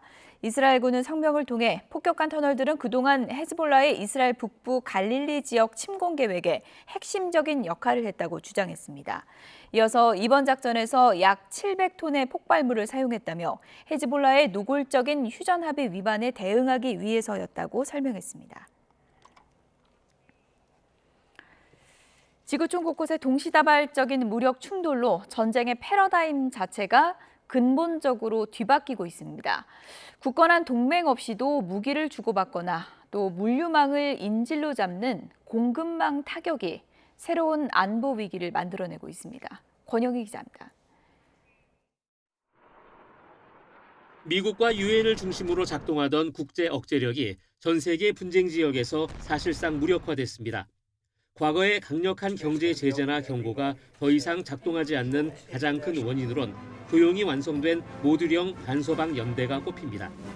거창한 동맹이나 조약 없이도 북한의 포탄이나 이란의 드론처럼 필요한 무기와 물자만 톱니바퀴처럼 거래하는 겁니다. 서방의 제재망을 비웃듯 형성된 이 암시장 네트워크가 이제 공식 전선을 대체하고 있습니다. Росія допомагає Північній Кореї навчатись війні. Вона покращує їхню зброю, дає їм досвід реального застосування зброї. Все це загроза для кожного в Азії, хто в зоні досяжності північнокорейських ракет. 또 다른 특징은 단순한 영토 점령이 아닌 상대의 경제적 생명줄을 타격하는 공급망의 무기화입니다. 우크라이나의 이란 상선 타격이나 친이란 세력의 석유시설 위협처럼 전선은 물류와 에너지 인프라 전체로 번졌습니다. 이 때문에 사우디 같은 영내 강국들도 미국과 중국의 눈치를 보는 대신 자국 인프라를 위협하는 세력만 직접 타격하는 실용주의로 선회했습니다. فقد قامت المملكة بالتنسيق مع القيادة المركزية الوسطى الأمريكية بشن ضربات نوعية ضد أهداف تابعة لتلك الميليشيات المتواجدة على أرض العراق والمرتبطة باستهداف المنشآت البترولية في المملكة. 세계는 이제 3차 대전이라는 단일 폭발이 아닌 통제불능의 대리전들이 글로벌 공급망을 흔드는 상시적 위기에 접어들었습니다. Having more parties involved in the fighting, having the fighting spread to a larger number of countries, all of these are adverse developments and could get us into a much worse situation even than before. 정면 충돌은 피하되 조용한 균열은 가속화되는 새로운 안보 패러다임이 시작됐습니다. 급변하는 국제 정세 속에서 우리 안보와 공급망 전략 역시 대전환을 요구받고 있습니다. YTN 권영입니다. 우리 군이 한미 연합훈련 중에 전방 공격을 비행하던 미군 무인기를 알아보지 못해서 방공태세를 격상하는 촌극이 벌어졌습니다. 접경 지역 주민들에게는 긴급 대피 문자까지 발송됐는데요. 한미 간의 사전 소통이 안 돼서 불필요한 소동이 생긴 겁니다. 나혜인 기자입니다. 강원도 철원 민간인 출입통제선 이북 지역 주민들에게 발송된 안내 문자입니다. 실제 상황이란 문구와 함께 무인기가 식별됐으니 긴급히 대피하란 내용입니다. 비슷한 시각 서부전선 전방부대에선 북한의 무인기 침투 상황에 대응하는 방공작전태세 두루미가 발령됐습니다. 남방한계선 근처에서 미상의 비행체가 포착되자 방공포 같은 요격 전력을 동원해 격추 준비에 나선 겁니다. 하지만 1시간쯤 뒤 해당 비행체는 미국 해병대의 정찰 무인기로 확인됐습니다. 경기도 파주에서 우리 해병대와의 연합훈련에 참가한 기종을 알아보지 못한 겁니다. 주한미군은 사전에 비행 계획을 우리 군에 알렸다는 입장이지만 승인권을 가진 육군 지상작전사령부와 예하 1군단에선 이를 모르고 있었습니다. 한미가 연합훈련을 하는데 사전 소통이 안 돼 미군 무인기를 격추할 뻔한 웃지 못할 일이 벌어진 겁니다. 합동참모본부는 육군 1군단을 대상으로 미군이 통보했다는 비행 계획이 어떤 경로로 전파됐는지 소통 과정 전반을 확인하겠다고 밝혔습니다. 주한미군도 이번 일을 사고라고 표현하며 미 해병대가 경위를 파악하고 있다고 밝혔습니다. YTN 나힌입니다. 오늘은 코스피와 코스닥이 크게 오르며 동시에 매수 사이드카가 발동됐습니다. 오늘부터 단일 종목 레버리지 ETF 기본 예탁금이 3천만 원으로 늘어났는데요. 염승환 LS증권 이사와 함께 자세히 짚어보겠습니다. 어서 오세요. 어서 오세요. 네, 요즘 주식하는 분들 일희일비하는 날이 이어지고 있는데 오늘은 또 매수 사이드카가 발동됐네요. 네, 오늘은 이제 주가 지수가 최근 이번 일주일 내내 빠지다가 네. 이제 오늘 급등하고 있는데 오늘 6,300선까지 이제 단숨에 회복이 되면서 코스피가 지금 한 14% 예. 오르는 모습을 보였고 코스닥도 좀 동반해서 급등을 하고 있습니다. 이게 올랐던 배경은 이제 간밤에 마이크로소프트의 호실적 또 아마존의 실적이 좀 좋으면서 반도체 지수가 이제 급등한 그런 좀 영향이 있었고 또 최근에 이렇게 삼성전자, 하이닉스 같은 이런 이제 AI 반도체 기업들에 대한 어떤 비투가 좀 상당히 많았거든요. 네. 개인의 매수도 있었지만 외국계 헤지펀드들의 매수도 상당히 많았던 것 같은데 그런 물량들이 이제 최근에 급락하면서 좀 청산이 많이 된 것 같아요. 네, 그게 청산됐다는 거 이제 수급 부담이 많이 해소가 됐다는 거죠. 이제 급한 매물이 좀 해소가 되면서 오늘 미국 증시에서도 반도체 기업들의 주가가 그런 부분으로 또 올랐는데 그게 이제 오늘 국내 증시에도 그대로 좀 반영이 되면서 최근에 폭락을 좀 오늘은 되돌리면서 좀 상당히 크게 아마 코스피 기준으로는 역사상 가장 크게 좀 오르는 날이 아닌가 예. 이렇게 좀 생각을 하고 있습니다. 삼성전자와 하이닉스가 거의 20% 넘게 폭등을 하고 있는 그런 상황인데 네. 이게 레버리지 ETF 상품도 아니고 현물 자체가 이렇게 오르는 게 변동성이 좀 너무 큰 거 아닌가요? 그렇죠. 이제 이런 게 좋은 현상은 아니죠. 빠질 때도 막 10% 이상 빠지고 네. 지금 오늘 오르는데 삼성전자 하이닉스가 무려 하루에 20% 오른다는 건 정상적인 흐름은 아닌데 다만 이제 주가라는 건 이렇게 너무 또 과하게 빠지거나 과하게 오르면 그 반대 방향으로 움직였을 때 변동폭도 사실 클 수밖에 없고요. 2020년에 3월에 아마 기억하시겠지만 코로나 당시에도 상당히 주가가 많이 폭락했는데 그 후에 올라가는 과정에서도 이와 비슷하게 한번 하루에 폭등하는 경우들이 좀 있었거든요. 네네. 근데 너무 드문 이제 경우지만 최근에 이번 주 내내 주가가 좀 빠졌고 한 달 동안 거의 코스피가 30% 이상 급락을 했잖아요. 거기에 따른 이제 반사작용이 나오면서 오늘 좀 이례적인 좀 폭등장이 좀 나오고 있다. 그리고 보통 이렇게 오르게 되면 예. 또 따라가는 매수도 있고 또 공매도를 했던 이제 어떤 투자들이 많은데 그걸 또 청산을 하기 시작을 하거든요. 그럼 이제 매수를 해줘야 돼요. 그래서 이제 보통 이렇게 바닥권에서 반등할 때 가파르게 오르는 경우들이 가끔은 나오긴 합니다. 네, 여러 가지 이제 변수 중에 미국 헤지펀드 청산 얘기도 있던데 어떤 부분인지 좀 자세히 설명을 좀 해주세요. 네, 그러니까 레오폴드라는 굉장히 좀 젊은 이제 오픈 AI 연구원이었어요. 예. 근데 이제 그분이 이제 나가서 헤지펀드를 만든 거예요. 이제 본인이 봤을 때는 24년도에 만든 걸로 아는데 앞으로 AI 시대가 더 커지면 메모리 반도체나 이런 이제 AI 인프라 수요가 많기 때문에 이걸 좀 투자를 해보겠다. 그래서 SK 하이닉스도 여기 들어가 있고 유명한 AI 인프라 기업들을 샀는데 예.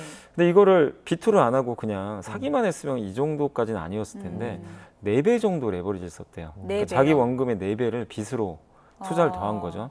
그리고 최근에 좀 이제 올해 안 좋았던 섹터가 한마디로 소프트웨어, AI가 대체하는 섹터는 공매도를 한 거예요. 네. 근데 최근 한 달 동안 어떻게 됐죠? AI 반도체는 폭락하고 공매도 친 소프트웨어는 반대로 급등하니까 네. 양쪽에서 다 손실을 보기 시작합니다. 그래서 최근에 이제 나왔던 뉴스는 투자은행에서 이 돈을 빌려준 거 아니에요. 이제 빚을 갚아라. 네. 이제 마진콜이라고 하는데 증거금을 더 내라고 했는데 지금 낼 돈이 없는 거죠. 지금 주가가 자꾸 빠지니까. 그래서 이게 물량이 만약에 이렇게 돼서 또 강제 청산 당하면 또 폭락을 합니다. 이 주가들은 강제로 나가는데, 근데 미국의 시타델이라는 또 유명한 펀드가 네. 요 물량을 다 인수하기로 했나 봐요. 걷어들였군요. 예. 예. 그래서 이제 이 물량이 더 이상 안 나오고 예. 그게 이제 시장에 노출이 되니까 이제 비청산 끝난 것 같다. 네. 그래서 사실 오늘 미국 증시도 그 이유 때문에 좀 반도체가 많이 올랐거든요. 그렇군요. 근데 이제 하이닉스도 여기 연결이 돼 있다 보니까 오늘 SK하이닉스 주가 상승에도 아마 영향을 준 좀 배경인 것 같습니다. 주식시장 상황을 좀 보면 개인이랑 기관은 지금 매도를 하고 있고 외국인들이 이제 사고 있는 그런 양상을 좀 보여주고 있는데 네. 이렇다 보니까 일각에서는 마치 뭐 외국인들의 뭐 놀이터 아니냐 이런 얘기가 나오기도 하고 있어요. 근데 최근에 이제 외국인들이 우리가 좀 그렇게밖에 볼 수 없는 게 최근에 이제 내려가는 과정에서 외국인들이 어마어마하게 또 팔았거든요. 네. 파는 모습이 나왔고 올해 상반기 내내 팔았잖아요.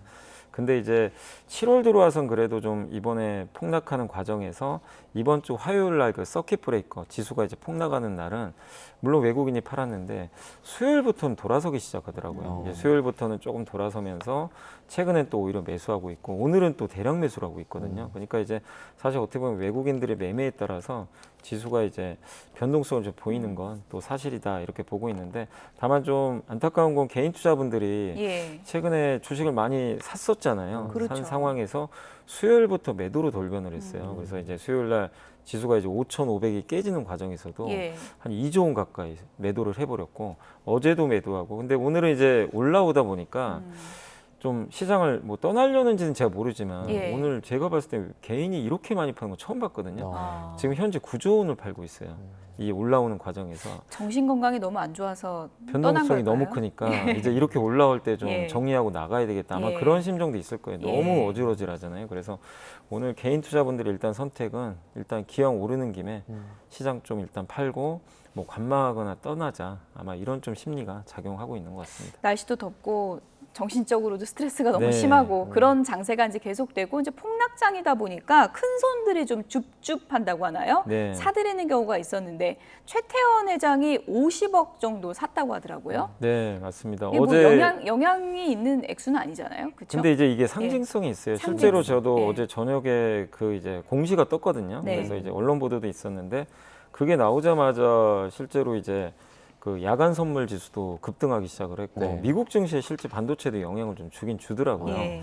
그래서 저도 좀 놀랐는데 원래 이제 SK를 통해서 간접적으로 하이닉스를 지배하니까 이걸 뭐 굳이 사야 되는 이유는 없긴 하죠. 근데 이제 이번에 한 47억 8천만 원 정도 들여가지고 예. 최태원 회장이 직접 장내에서 매수를 했는데 사실 이게 50억이 넘으면 네. 한 달 전에 이거 매수한다고 공시를 해야 돼요. 네. 그렇군요. 네, 그런 좀 부분이 있어서 일부러 좀 50억이 액수를 맞춘 거군요, 맞춘 것 그렇게. 같은데 꼭 이거를 이제 제 생각에는 좀 보여준 것 같아요. 나는 하이닉스에 대해서 긍정적으로 보고 있고 얼마 전에도 대한상공회의소 그 포럼에서 예. 그 하이닉스에 대한 이제 질문들이 좀 있었는데 예. 장기 투자해라 그런 식으로 얘기를 했거든요. 샀다 팔았다 그러지 말아라. 네, 맞습니다. 예. 근데 본인이 이제 보여준 거죠. 예. 나도 이렇게 좀 동참을 하겠다. 근데 믿어도 되는 거예요? 글쎄요, 뭐 CEO 뭐 약간 낙관 표현이 있을 수 있지만 예. 어쨌든 저는 이런 것도 필요는 하다고 봐요. 예. 뭔가 자신의 자신감을 보여준 거니까 말보다 행동으로. 그래서 이 부분은 일단은 주가에는 좀 일단은 오늘 긍정적으로 작용을 하고 있는 것 같습니다. 오늘 주식시장이 급등을 했어도 여전히 이제 손해를 보고 있는 분들도 많이 계시잖아요. 하락장이 좀 뭐 마무리가 됐다고 보십니까? 아직도 이어질 수 있다 이렇게 전망하십니까? 완전히 끝났다고 볼 수는 없겠죠. 근데 이제 워낙 좀 기록적인 한 달 만에 코스피 지수가 30% 빠진 거는 IMF 때도 없었고 금융위기 때도 없었어요. 그러니까 너무 기록적인 낙폭이기 때문에 일단 하락장이 이제 완전히 끝났다는 평가보다 단기적인 좀 폭락장은 좀 마무리됐다. 그래서 이제 일정 부분 되돌리는 반등은 나올 것 같고 그리고 이번 하락장에서 좀 그나마 다행이었던 건 기업들의 실적은 문제가 없더라고요. 뭐 경제 환경도 나쁘지 않았고 예. 어제 삼성전자가 실적 발표를 또 했잖아요. 굉장히 좀 좋은 얘기들도 많이 했고 또 미국의 마이크로소프트, 아마존, 뭐 빅테크 기업들의 실적 다 봤는데 전혀 문제가 없어요. 여전히 AI 투자 더 하겠다. 뭐 돈 빌려서라도 더 하겠다. 네. 아마존 CEO는 뭐라고 했냐면 메모리가 되게 비싸서 투자금이 늘어날 수밖에 없는데 비싸도 상관없다. 더 사겠다.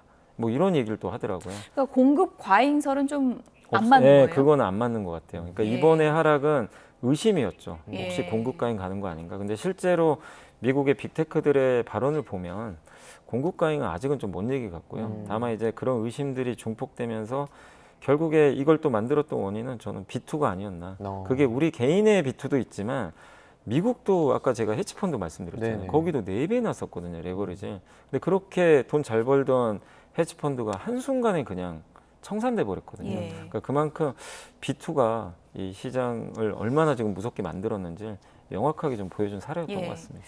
그러면 우리 염승한 이사님께서 늘 시장을 정확하게 분석하시기 때문에 이른바 이제 패닉셀로 떠나는 분들, 급변하는 장세에서 그분들께 어떤 조언을 좀 해주고 싶으세요? 아 근데 지금은 이미 조금 너무 많이 빠진 상황이잖아요. 네. 오늘 좀 반등한다고 해도 예. 여전히 위보다는 좀 많이 빠져 있는 상황이니까 예. 전 개인적으로는 지금은 내가 주식을 좀 갖고 있다면 오늘 하루 오른다고 팔지 마시고 조금 더 반등을 기다려 보시면 되겠고, 그 근거는 지금 어쨌든 전반적인 기업 체력에 문제가 있는 건 아니거든요. 그러니까 저도 되게 당황스러웠던 게 실적이나 기업 가치 이런 건 여전히 오히려 우상향하는데 네. 주가가 폭락하니까 해석이 안 되더라고요. 그래서 저도 버텨야 된다고 했는데 거기서도 주가가 한 지수가 한 10에서 15% 더 빠지니까 굉장히 저도 좀 당황스러웠는데, 어쨌든 지금 일단 비청산도 어느 정도 좀 끝나가고 시장도 반등하는 그런 기조에 있고 기업 가치에 문제가 없으니까 여러분들이 좀 하실 건 내가 B2를 지금 하고 있는지 한번 더 점검해 보시고 예. 기업에 문제가 없다면 조금 더 여유를 가지고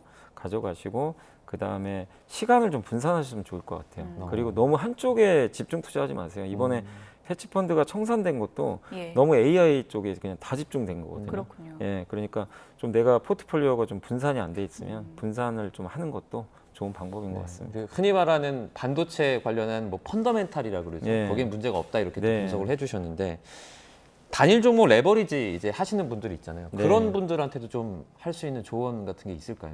근데 이거를 이제 많은 분들이 2배 수익률만 생각하고 들어가신 것 같아요. 좀 약간 이제 그 조급하셨던 것 같아요. 왜냐하면 삼성전자이닉스는 돈을 앞으로도 많이 벌 것 같고 수익률이 좋을 것 같은데 이걸 사면 2배 정도 내가 수익을 낼 수 있다 보니까 역전할 수 있다는 그런 좀 기대가 있었던 것 같아요. 그래서 5월 27일부터 상당히 많이들 사신 걸로 알고 있는데, 이 한 증권사의 분석에 따르면은 그 5월 27일부터 7월 22일까지 이렇게 그 삼성전자 주가가 15.2% 정도 떨어졌거든요. 네. 근데 단일 종목 레버리지 ETF는 무려 40%가 빠진 거예요. 2배 더 빠지죠. 예. 이게 보통 음해복리 효과라고 하는데 예. 비용도 많이 들어가요. 그래서 예.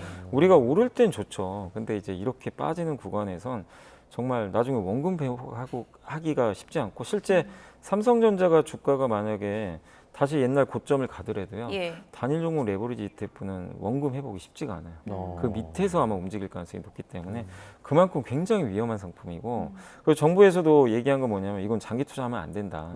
저도 당연히 동의하는 게 장기 투자를 할수록 이게 녹아버리는 상품이에요. 그래서 이거를 되도록이면 안 하셨으면 좋겠고, 하더라도 되게 짧게 이걸 끊어야 된다. 이 말씀 꼭 드리고 싶습니다. 2배 뛸 것만 생각하고 뛰어들었다가는 이제 큰일 난다. 네, 맞습니다. 이런 얘기 해주셨는데, 그래서 이걸 어떻게 하느냐. 정치권에서도 얘기가 많고 거래 정지가 불가능하니까 현실적으로 뭐 레버리지 자연사, 뭐 자연사라는 단어가 여기에 맞는지 모르겠는데 그런 얘기 나오거든요. 어떤 방식을 얘기하는 건가요? 일단 이제 지금 오늘부터 이제 규제가 시작되는 거는 예. 예탁금 3천만 원, 반드시 현금을 넣으셔야 돼요. 뭐 주식 포함이 아니라 순수 현금 3천이 있어야 매매가 가능하고, 그리고 또 자연사액이 뭐냐면 보통 이제 이 ETF가 이렇게 LP라고 하는데, LP가 뭐냐면 이제 증권사의 유동성 공급 창구라 그래요. 이제 증권사들이 이게 ETF가 거래가 돼야 될 거 아니에요. 그래서 매수의 일정 부분 물량을 깔아둡니다. 네. 거래가 되기 위해서.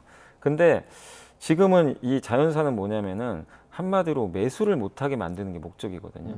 그럼 이제 LP 쪽에서 이제 어떻게 보면 매도 효과를 없애버려요.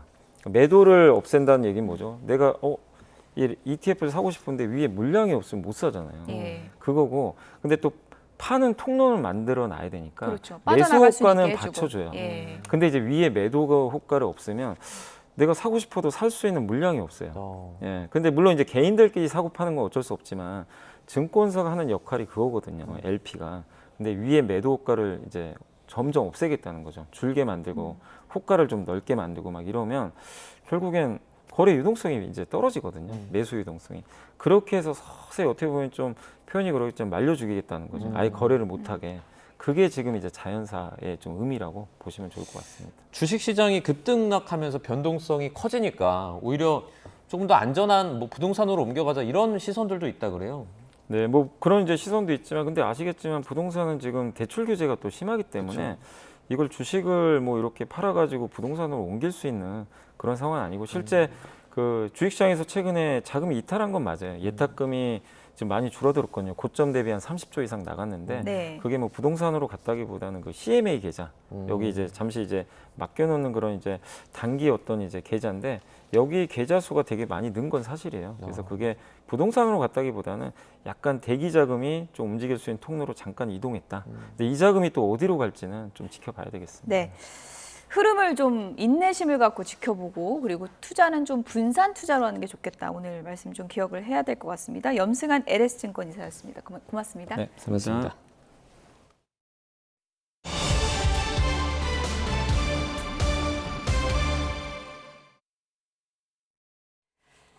우리나라에서 처음 열린 유네스코 부산 세계유산위원회가 막을 내렸습니다.